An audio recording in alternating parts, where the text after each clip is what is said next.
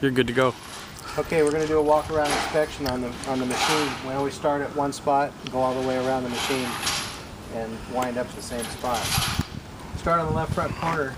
Things that we're going to look at is obviously the condition and inflation of the tire. We're going to look at the inside of the rim, and because these are water-filled wheels, over time they rust out, and sometimes the rims will start cracking at the welds, or maybe just at the bend where there isn't a weld. And so you actually want to look at the rim, and the rim is bulging out a little bit. I've seen a lot of bizarre things, but this is not uncommon for a rim, on an older rig, for the rim to develop cracks and even to still hold air even though it's cracked. But you want to look at, for anything, leaks are a big deal. You want to have a critical eye for leaks, and anything that's leaking is going to wind up on the tire. Dark spots on the tire will be a hub seal leak, or the brake line leaks, or the hydraulic line leaks on this machine. It's a hydraulically driven machine, and so the brakes and everything is all part of the hydraulic system. That's how it brakes. And so then you want to do the same thing on the outside of the wheel. You want to actually look at the rim. Obviously, it's better to have caps on the valve stem. I've seen the mud impact those and it screws them up. There's an O-ring behind here. Same thing, leaks will always wind up on the outside of the tire. Actually want to notice the hydraulic lines and the condition of the hydraulic lines, and you want to start looking up as well at the boom, the hydraulic lines, the crowd cylinder, especially for leaks, anything that might look out of place. Part of the boom inspection, but while we're here we're going to look at them, is those two bolts high and low hold the slide bearings that are on the boom, and those and their shims that shim those slide bearings out against the boom and for tightness. And you want to make sure that those bolts haven't backed off and fallen out. Where's the key? Part of the walk-around inspection is going to be to look at the cab. You're going to look at everything.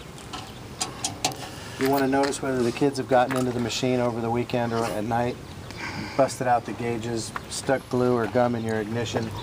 But you just want to look for vandalism. And while you're here, you want to notice whether or not the backup alarm works. You want to check for, in California, you have to have an operator's manual. You can't operate legally without an operator's manual of the machine. Seat belt. Got to wear a seat belt.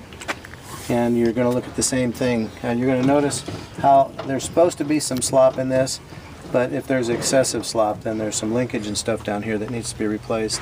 And you're just going to look for wires hanging down to notice whether anybody's tried to screw with anything or vandalize it.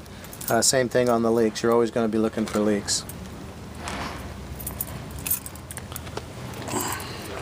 At least every once in a while, you don't need to do this on a daily basis, but these pins come off, this cover comes off, and there's the main hydraulic valve in there. Once a month you want to look in there and notice whether or not you have any leaks, and look at the hoses and the lines. Same thing back here. You've got a load lock cartridge for this lift cylinder. If you were to have a catastrophic failure of a line and instead of your cylinders just collapsing, this load lock would keep it from collapsing. But that's a cartridge that screws in. There's an O-ring around that, and that's not uncommon for the O-ring to start leaking. You want to look at the hoses. You want to look at the radiator. This is the transmission cooler. But you certainly want to look at all of the lines. The bottom of this comp cylinder, those welds, you want to notice if there's any hairline cracks developing in the welds. And Robert can explain what's important about the comp cylinder. But you want to look at it high and low, and just look at all the lines along the crowd cylinder and the boom and these pins.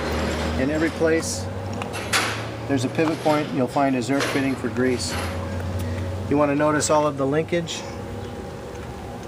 You want to notice all of the linkage on this rear axle. You got another wheel here to look at the rim. Look at all the lines. Look at the inside of the tire for dark spots, which will tell you something's leaking. But all of these hoses and all of these linkage. And this particular spot right here, this weld front and back is a weak spot on the machine. If when you're turning the machine, steering the machine, the wheels go in and out, if you're doing it really and letting it slam against the stops really hard, it puts stress on this, and these tend to crack, and that weld will break, and then you no longer have any way to. If you lost your steering, don't keep cranking the wheel back and forth, because that's probably come unglued. Another thing over time that happens is this weld right here cracks, and that's why you see it's been repaired, because it has at one time cracked and was repaired. These upper kingpins and lower kingpins is the heart of the steering, and if these are not greased regularly, at least twice a week, then you're going to have an expensive repair with kingpins and bushings. And if you really screw it up, pause it.